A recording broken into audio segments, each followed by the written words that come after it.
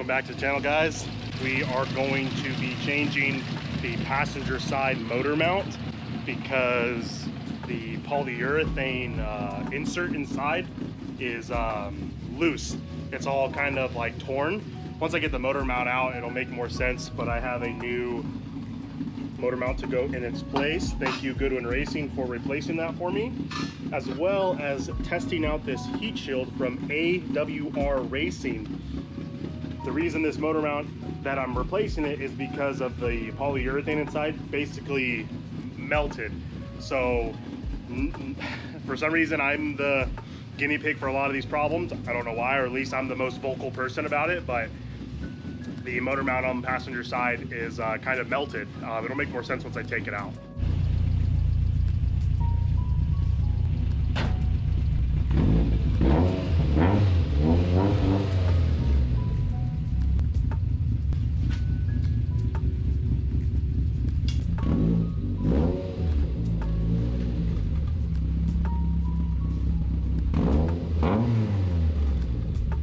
I wanted to show the new header I got.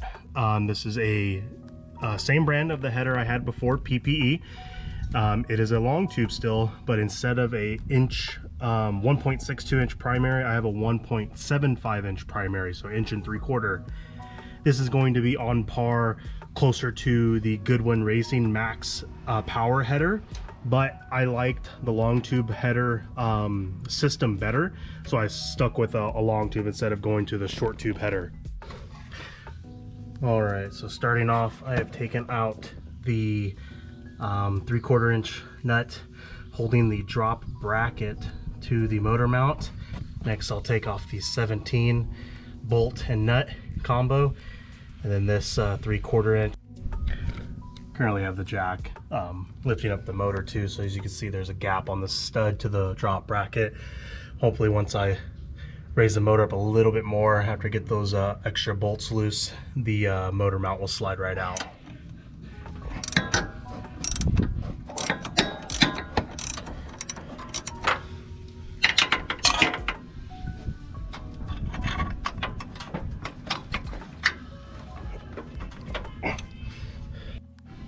So I actually took out the lower 18 millimeter and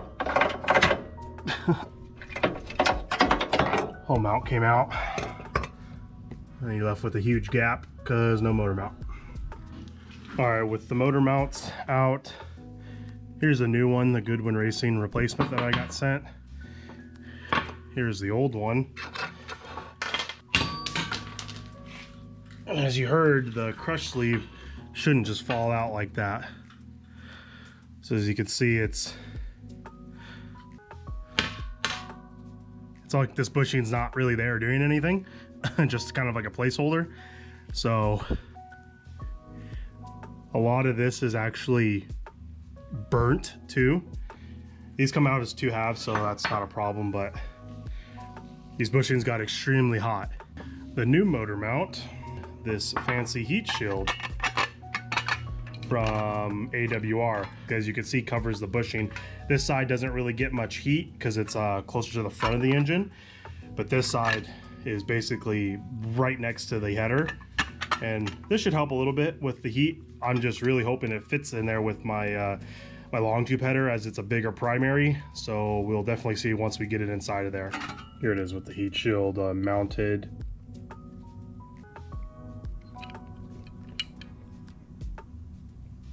All right, let's go put this on the car and see if it fits. Well, the mount's a no-go. I mean, the heat shield's a no-go. I mean, they didn't have a car there to do it off of, so it's no big deal, but the only way it actually goes in and fits is this way. And that somewhat defeats the purpose of the heat shield. It's kind of going in the opposite direction. Doesn't literally cover the bushing at all from the header. So I sent him some videos, sent him some photos, so yeah, I'm just gonna put the new motor mount on. All right, so couldn't get the shield situated, but new motor mount's in, all tightened up. Made sure to go extra tight to make sure there's no slop or anything. Next thing I want to take care of today, at least get it halfway finished because I'm waiting on a part, is my O2 sensor. I went to Adam's track this last weekend and had obviously all intentions of filming, but first session was kind of a rush, so I didn't film anything. But the second session I went to chase Frankie, and this is how it went.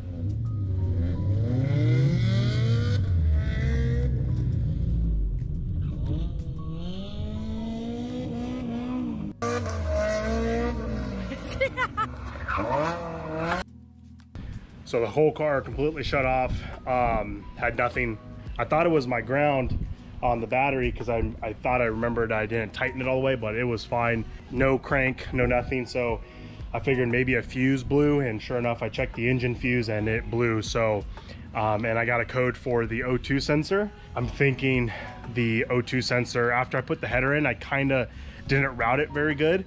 I think the O2 sensor grounded out on the header and somehow blew the engine fuse. So I need to rewire that O2 sensor because I think it's messed up now. And I have a fire sleeve that I'm gonna wrap it in, and then hopefully I shouldn't be going through any more O2 sensors. And this is why you do proper routing on O2 sensors and have protection on them. This thing is toasted. Holy crap. Yeah, it definitely touched the header. Whew.